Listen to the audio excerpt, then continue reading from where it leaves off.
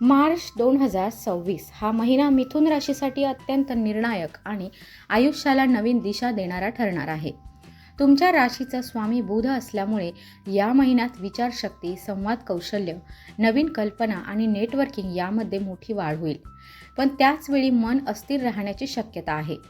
एकाच वेळी अनेक गोष्टी हाताळण्याचा तुमचा स्वभाव आहे, पण मार्च महिन्यात तुम्हाला प्राधान्यक्रम ठरवावा लागेल. महिन्याच्या पहिल्या आठवड्यात थोडा मानसिक गोंधळ जाणवेल.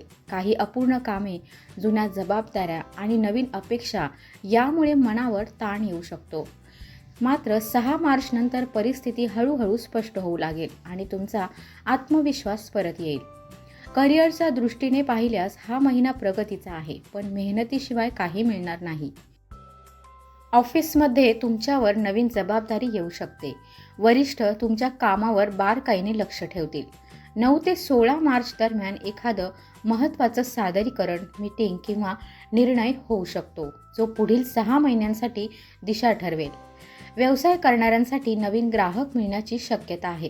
विशेषतः डिजिटल क्षेत्र, मीडिया, शिक्षण, मार्केटिंग, सेल्स, लेखन, ट्रेनिंग आणि कम्युनिकेशन क्षेत्राशी संबंधित लोकांना मोठा फायदा होऊ शकतो. मात्र पार्टनरशिपमध्ये सावधगिरी बाळगा. 18 मार्चच्या आसपास एखाद्या करारावर स्वाक्षरी करण्यापूर्वी नीट वाचा. आर्थिक स्थितीच्या बाबतीत मार्च महिना मिश्र पण शेवटी लाभदायक ठरेल. 10 ते 20 मार्च दरम्यान अचानक धनलाभाचा योग आहे. काहींना बोनस, कमिशन किंवा अडकलेले पैसे परत मिळू शकतात. मात्र 22 मार्च नंतर खर्च वाढू शकतो. प्रवास, गॅजेट, वाहन किंवा कुटुंबासाठी मोठा खर्च संभवतो. गुंतवणूक करताना दीर्घकालीन दृष्टी ठेवा. शेअर मार्केटमध्ये अति उत्साह टाळा. बचतीकडे लक्ष दिल्यास पुढील महिन्यात मोठा फायदा होईल. प्रेम आणि वैवाहिक जीवनात हा महिना संवेदनशील आहे.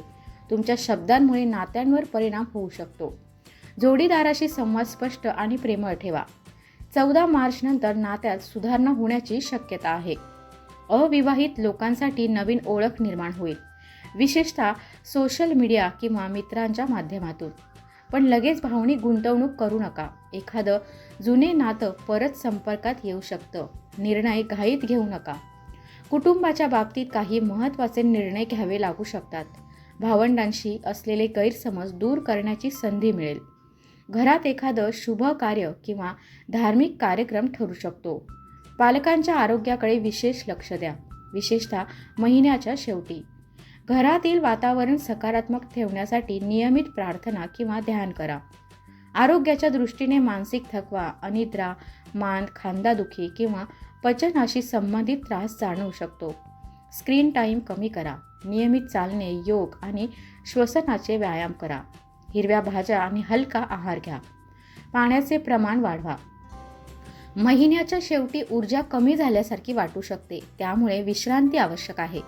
आध्यात्मिकदृष्ट्या हा महिना जागरूकतेचा आहे.